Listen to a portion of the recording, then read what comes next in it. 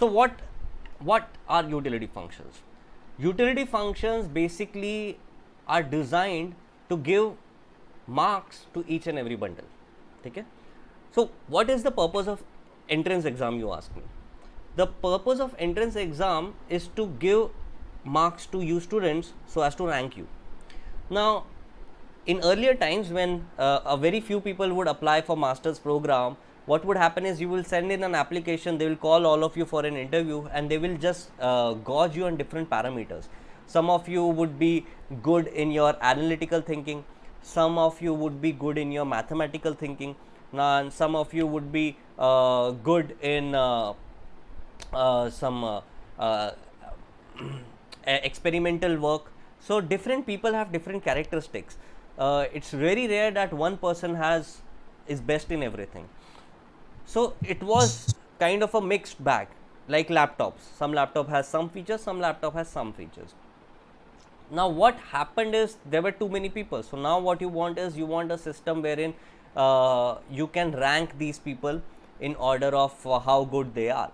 Now the job of ranking you people was given out to exams. So exams do this function of ranking you. So when you get, so I put all of you students as an input to the exam, and the exam gives marks to all of you. Okay, so in a way I am ranking all of you. The person with the highest marks is the most preferable candidate. Okay, so if the university had to pick only one person, the exam topper would be the only person who would get the seat. If the university has 100 seats, the top 100 people will get the seat. It is a similar kind of a thing what utility functions do. So for utility function, we take all the bundles as inputs, all the possible bundles that the consumer can pick as inputs, and utility function gives marks to these bundles, which is called utility. And the bundle which gives the highest utility then becomes the bundle which is being chosen by the person.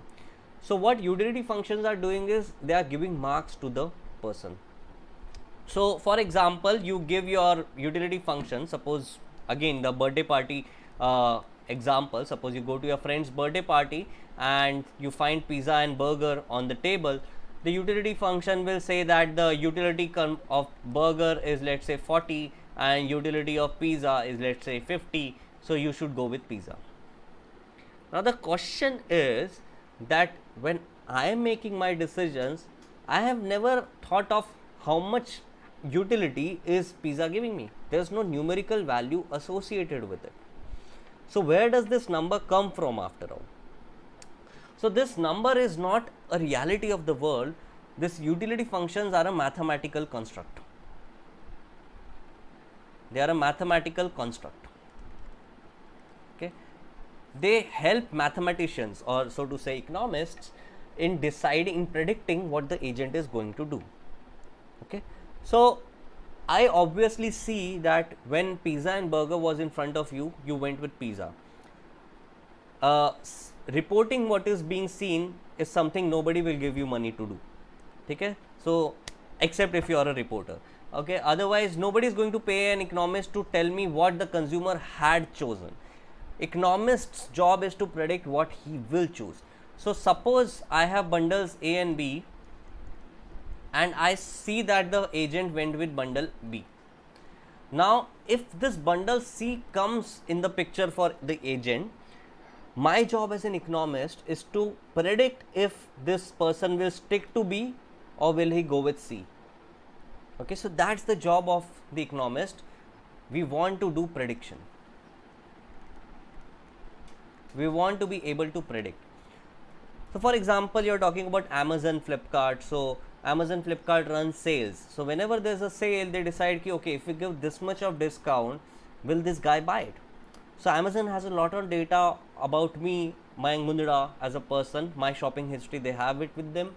So let's say I go online and so suppose they have a sale. So their system must be able to predict if, let's say, they reduce the price of some earphones, will I buy it or not? That prediction is what we should be able to do, and in order to do that prediction, we need the help of utility functions. because utility functions automatically rank different bundles. Now maybe the rank of this bundle C was greater than the rank of these two things. Suppose the utility for A was uh, 40, utility for B was 50, and utility for C was 60. But initially C was unaffordable because I don't have much money. Now if you offer a sale, I will definitely buy C. But for some other agent, the utility numbers could be 40, 50 and 30. So this agent, even after a sale, will not be buying bundle C. Okay, so the aim of converting everything into utility functions is to give predictive powers to economists so that we are able to predict what the consumer will do. So utility functions are representative of your preferences. So preferences were doing a job inside the brain, utility functions are doing the same job in the mathematicians' computers. Okay, so it's an external place where I want to predict what will happen inside your brain when the option C becomes available to you. Okay. So now the thing is, can I convert all sorts of preferences into utility functions? So the answer is no. So preferences need to obey three properties in order to be represented by a utility function, by an utility function. Okay, so what are these three properties? So preferences, not all preferences can be represented by utility functions. You need three properties. So these three properties are, first is completeness.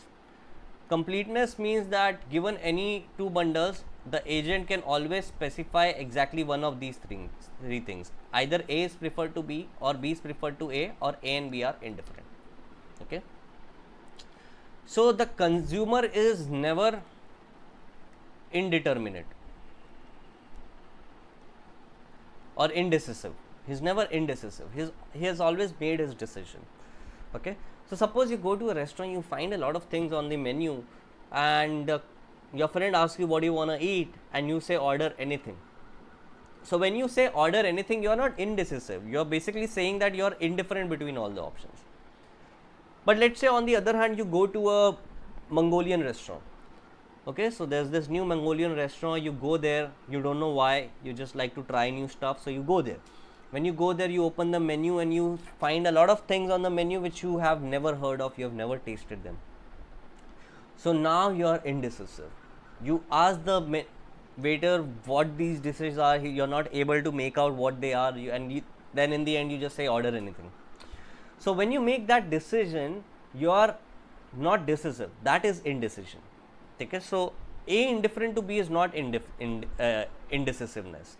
But when you are not able to compare because you have never tasted those things before, maybe, then that is indecision. Okay, so we are assuming away indecision. So we are saying that there should not be any indecision. The customer is always has perfect information about how much he likes or dislikes anything, and he is able to rank his bundles when compared to at a time. Second thing is transitivity. Now transitivity basically says that if A is preferred to B and B is preferred to C, then A should be preferred to C. Okay, so that's transitivity. Now not all preferences obey transitivity. So here's a very good example: rock paper scissors. Okay, so has everyone heard of rock paper scissors? Is there anyone who does not know rock paper scissors?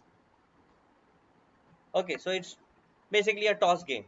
So the preferences work in this manner that rock breaks scissors, scissors cut paper, and paper covers rock. Okay? So if you're a person who's choosing just two things at a time, you'll pick rock over scissors, scissors over paper, and paper over rock. But does these preferences, do they obey transitivity? So if I compare these two bundles, let's say just these two bundles, rock preferred to scissors, scissors preferred to paper, this should imply that rock should be preferred to paper. But this thing says paper preferred to rock. So they are giving me opposite reasons or opposite results, so they cannot be both simultaneously true, because completeness says that only exactly one of these things has to be true. Both of them cannot be true simultaneously. If both of them are true simultaneously, then that violates completeness.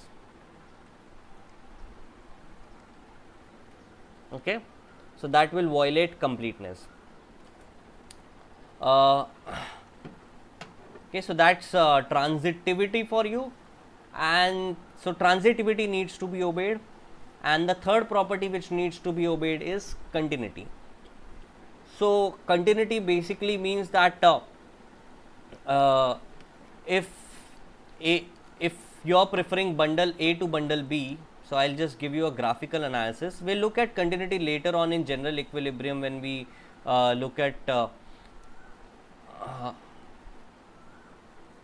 when we are doing exchange economies. But uh, when we are looking at lexicographic preferences. But to give you a graphical understanding, what it means is, suppose you have bundle A and bundle B such that A is strictly preferred to B. Okay. Then continuity means that if you construct small circles around A and B, then you can find points A prime and B prime in these small circles such that A prime is also strictly preferred to B prime. Okay. Basically, small deviations will not change your preferences suddenly. Okay. So to give you an example of lexicographic preferences, consider two tables. One is a table of let's say worldometer table of coronavirus, and the other is Olympic medal tally. Okay. So in Olympic worldometer, India was initially at 10th place, then it went to 9th, then 8th, 7th, we are maybe 6th now.